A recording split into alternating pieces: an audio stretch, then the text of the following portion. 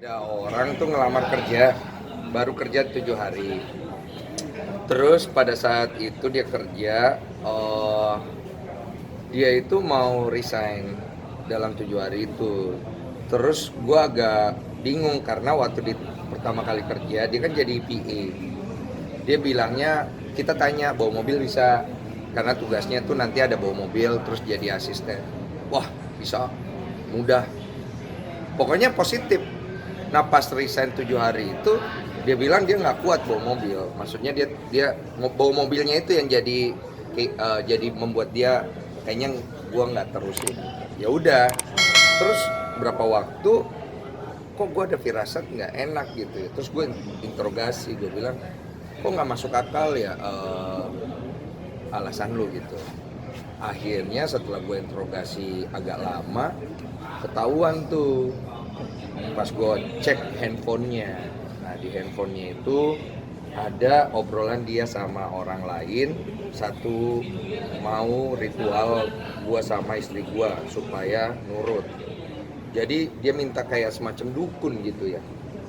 Terus yang kedua dia memberikan informasi gue kepada orang lain, yang mana orang itu lagi bermasalah sama gue.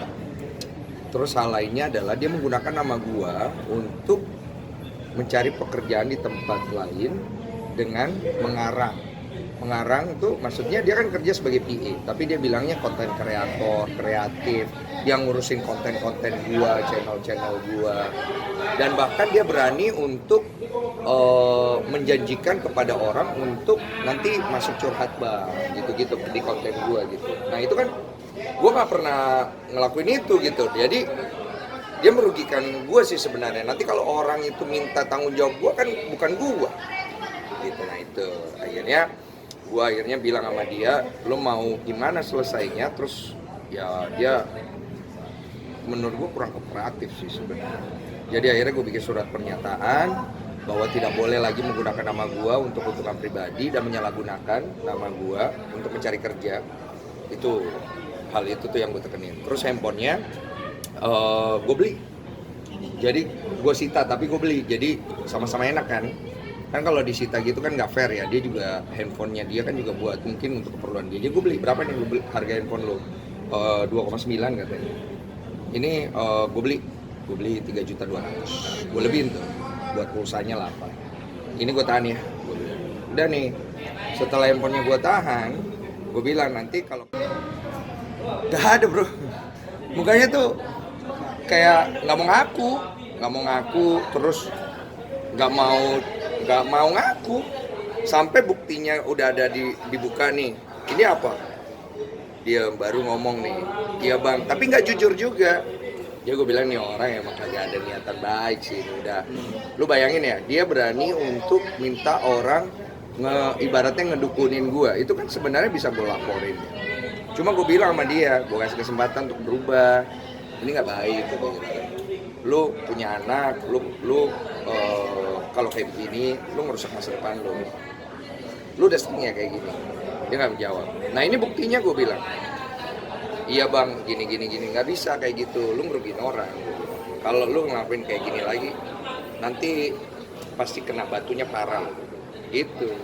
Bang, alasan dia ngedukunin lo itu apa bang? Alasan Ngedukunin main dukun itu ritual.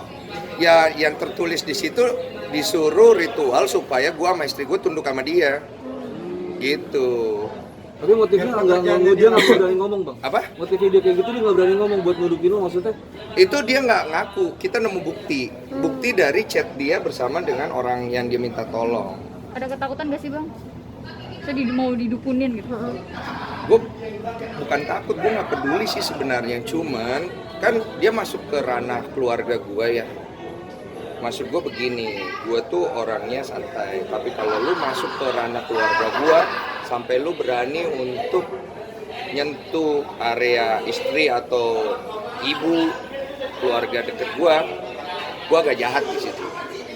Makanya kemarin gue peringatin, gue bilang sama dia, tolong jangan diulang lagi, karena ini terakhir. Abis ini seru nih, pasti gue jadiin konten, iyalah seru gitu loh maksudnya.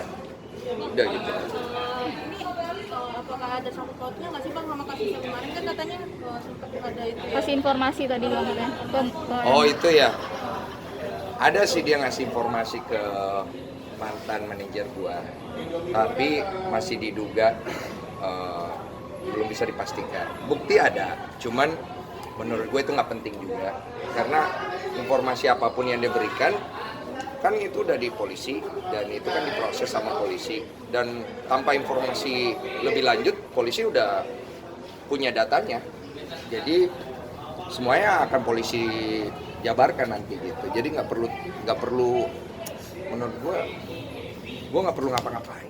Jadi gue sita tapi gue beli, jadi sama-sama enak kan kalau disita gitu kan nggak fair ya. Dia juga handphonenya dia kan juga buat mungkin untuk keperluan dia. Jadi gue beli, berapa nih lu beli harga handphone lo? 2,9 katanya. Ini gue beli 3.200.000. Gue lebihin tuh buat pulsanya 8. Ini gue tahan ya. Udah nih, setelah handphonenya gue tahan, gue bilang nanti kalau kartu, dia minta kartunya, gue bilang nanti kalau udah ada handphone beli, datang aja nanti gue kasih kartu. Ternyata dia kan tahu paspor emailnya dia langsung ganti paspor apa semuanya, karena di situ kan banyak bukti-bukti, tapi kan buktinya kita udah screenshot semua untuk berjaga-jaga jangan sampai ada penipuan dari dia gitu. Sebenarnya yang gue khawatirkan adalah modusnya dia, karena gue lihat dari beberapa kejadian sebelumnya dia membangun cerita, ada tuh orang kayak gitu. Jadi ya udah, makanya gue peringatin kalau sampai sekali lagi lu ngelakuin ini dan lu nggak berubah, gue panjangin nih gitu. Karena kan lumayan ya, kalau dianya nggak mau sadar gitu kan, gitu tuh Aisyah. Tapi pas ketemu